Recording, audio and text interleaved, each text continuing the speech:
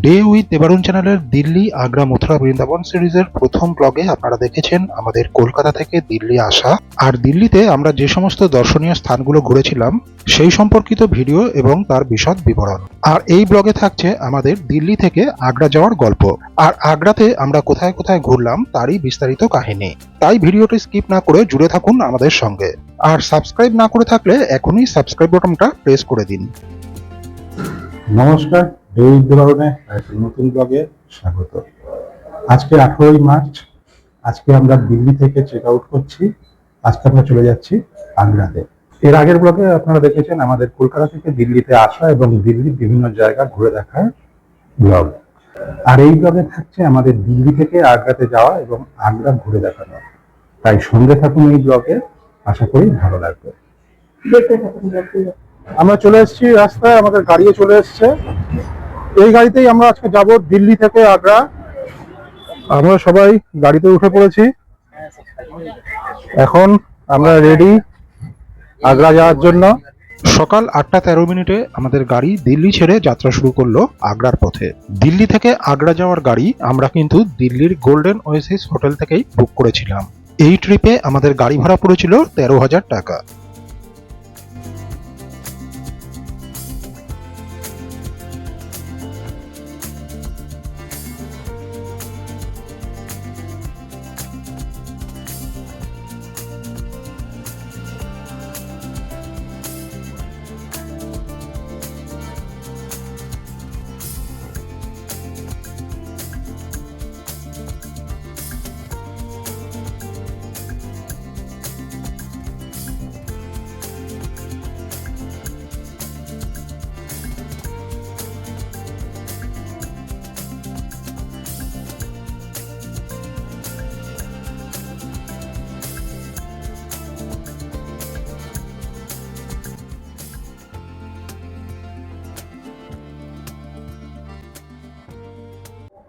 এখন বাজে 11টা।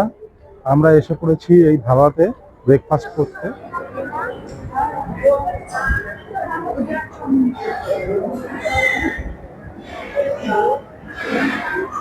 আমরা এখান থেকে নিয়ে নিয়েছি আলু পরোটা, ভালো মাত্রায় আলু স্টাফিং দেওয়া আছে। আলু পরোটা দারুণ বানিয়েছে, সত্যি এক্সেলেন্ট, দারুণ। এছাড়াও আমরা সবাই সবার খাবার থেকে অল্প বিস্তর টেস্ট করেছিলাম। তার মধ্যে ছোলে ভাটুরের টেস্টটাও আমার বেশ ভালো লেগেছে। এই আইটেমটা ছিল সুজির হালুয়া, হালকা মিষ্টি আর তার সাথে গাওয়া ঘিয়ের গন্ধ আর স্বাদ, এক কথায় জাস্ট অসাম। আর সব শেষে ছিল মালাই লস্যি। আশা করি ভিডিওতে দেখে বোঝাই যাচ্ছে খেতে কেমন হতে পারে। আমরা এখান থেকে খাওয়া দাওয়া করলাম। খাওয়া দাওয়ার টেস্ট কিন্তু খুব ভালো ছিল। এবারে আমরা আবার রওনা হব আগ্রার উদ্দেশ্যে।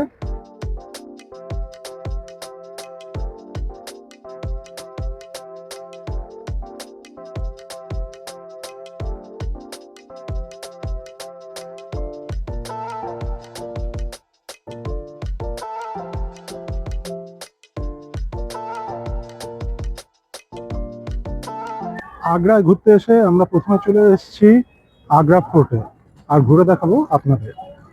আগ্রা ফোর্টের entry fee per person 50 rupees. এই কেল্লা ঘুরে দেখার জন্য কিন্তু গাইড পাওয়া যায়। আমরাও গাইড নিয়েছিলাম। গাইডের খরচা পড়েছিল 1700 টাকা। আর এই গাইডের থেকে এই কেল্লার ইতিহাস সম্পর্কিত বিভিন্ন তথ্য জানতে পেরেছিলাম, সেগুলোই তুলে ধরবো আপনাদের কাছে।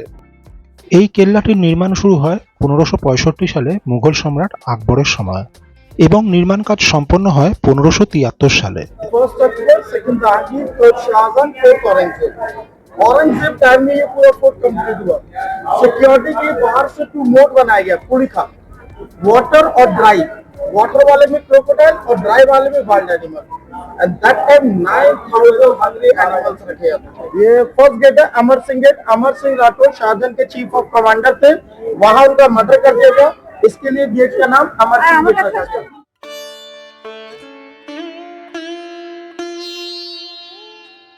फ्लोर पे जो डिजाइन बना है ये हॉर्स ग्रिपिंग के लिए। इन केस अगर कोई एनिमीज अंदर आ जाता है तो ऊपर से बिग फायर स्टोन छोड़े जाते थे, हैवी स्टोन। और वॉल में जो होल देख रहे हैं ना बोथ साइड, यहाँ से गरम जोल गरम तेल, जिससे दुश्मन जो है वो पीछे बैक हो जाते थे। सीधा echo security alarm, that time clap बजा के सोल्जर्स को अलर्ट किया जाता था। एंड दैट टाइम ये एको साउंड 500 मीटर तक जाता था, 500 मीटर तक। ओरिजिनली पूरा फोर्ट इन ब्रिक्स से बनाया गया है। This was called Lakhori bricks. बाद में सैंडस्टोन, मार्बल, लाइमस्टोन से बिल्डिंग को कवर अप कर दिया जाता था।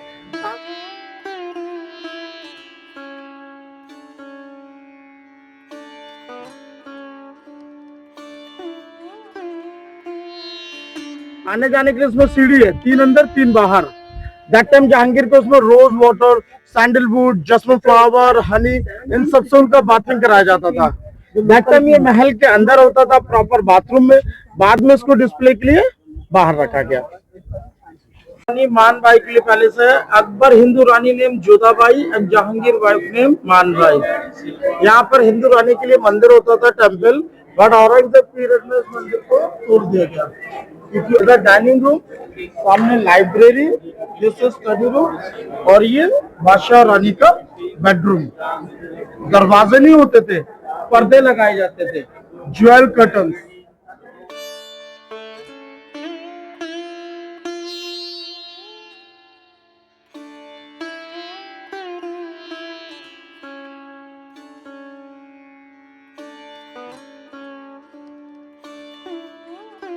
दोनों का शादी नहीं हुआ, डोली महल बनाया। ये डोली जो शादी के लिए होता है, पालकी, ये रोशनारा के लिए।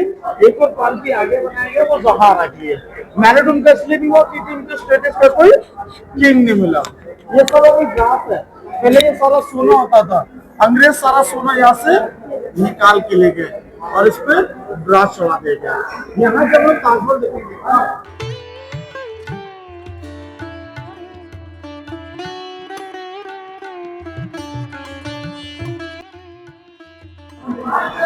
इसे कहते हैं खास महल। मुमताज और शाहजहां का मास्टर बेडरूम, लैटम portion carpet, jewel curtain, gold, diamond, precious stones, middle में जो 4 हुक्स लगे, यहाँ झूले वाला हैंगिंग बेड जिसको लेडी चलाती थी। ये सब बाद में अंग्रेज लोग निकाल के ले गए। एंड मार्बल से बनी हुई बिल्डिंग है। Marble is a translucent stone, पारदर्शी।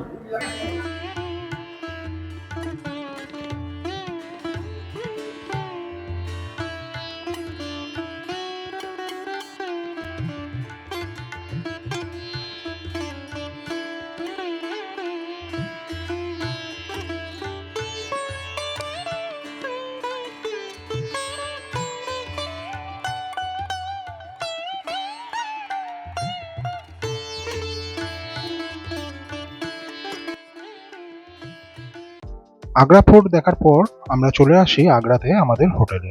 এই হোটেলটির নাম হোটেল এপি প্যালেস। তাজমহল থেকে দূরত্ব 5 থেকে 7 মিনিট। এখানে প্রতিটা রুমই ট্রিপল বেডরুম। আমাদের পার ডে ভাড়া পড়েছিল 1600 টাকা। রুমগুলি একদমই সাদামাটা, তবে সার্ভিস ঠিকঠাক ছিল। পরের দিন সকালবেলা আমরা তাড়াতাড়ি রেডি হয়ে বেরিয়ে পড়ি। আমাদের প্ল্যান ছিল তাজমহল দেখার, তবে তার আগে হোটেলের পাশেরই এক রেস্টুরেন্টে আমরা চলে আসি ব্রেকফাস্টের জন্য।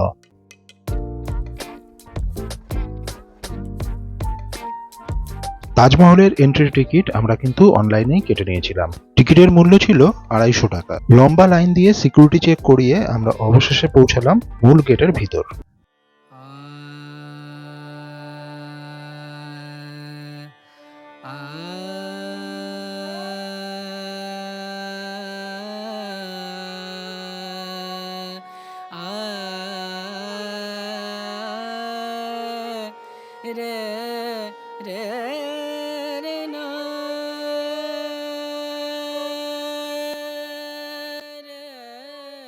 এই মুহূর্তে আমরা চলে এসেছি পৃথিবীর 7ম আশ্চর্যের মধ্যে একটি তাজমহলের সামনে।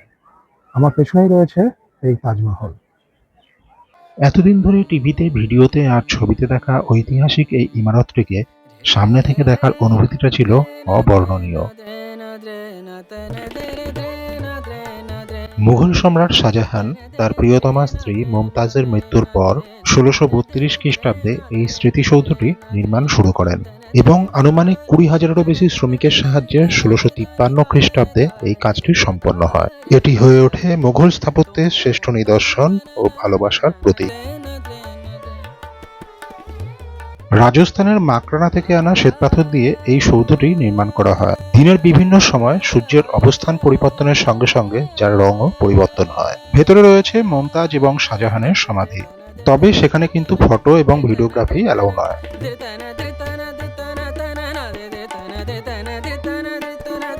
তাজমহলের ঠিক পেছন দিয়েই বয়ে চলেছে যমুনা নদী, আর যমুনার ঠিক অপর প্রান্তে তাজমহলের বিপরীতেই রয়েছে মেহতাব বাগ, যেখান থেকে তাজমহলের খুব সুন্দর ভিউ পাওয়া যায়। ফটোগ্রাফির জন্য আদর্শ জায়গা। শুক্রবার ছাড়া সপ্তাহের অন্যান্য দিন সূর্যোদয়ের 30 মিনিট আগে থেকে সূর্যাস্তের 30 মিনিট আগে পর্যন্ত দর্শকদের জন্য খোলা থাকে তাজমহল।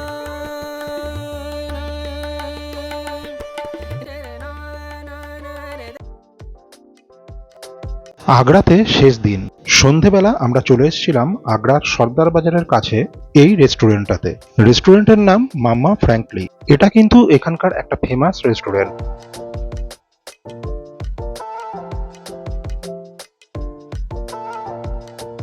এখানে ফেমাস আইটেমগুলোর মধ্যে একটি হচ্ছে মাটন গালাউটি কাবাব, আর তার সাথে উল্টে তাওয়া কি পরাঠা।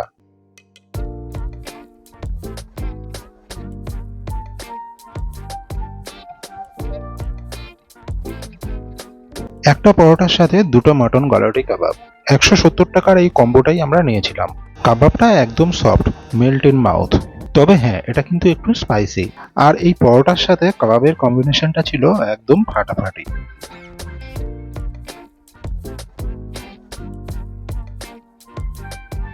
এরপরে আমরা নিয়েছিলাম চিকেন বিরিয়ানি। এক প্লেট 120 টাকা। তবে আমাদের কলকাতার বিরিয়ানির সাথে মেলালে ভুল হবে, খানিকটা চিকেন পোলাও টাইপের টেস্ট। আমাদের বেশ ভালোই লেগেছিল। আগ্রাতে এলে এখানে অবশ্যই ট্রাই করতে পারেন। আমাদের আগ্রার ব্লগটা এখানেই শেষ করছি। এর পরের ব্লগে থাকছে আমাদের আগ্রা থেকে বৃন্দাবন যাওয়ার গল্প। আর যদি এই ব্লগটা ভালো লেগে থাকে তাহলে অবশ্যই লাইক করুন, শেয়ার করুন, আর নতুন হয়ে থাকলে অবশ্যই চ্যানেলটিকে সাবস্ক্রাইব করে নিন। ফিরে আসবো আমাদের বৃন্দাবনের ব্লগ নিয়ে। ভালো থাকবেন, সুস্থ থাকবেন।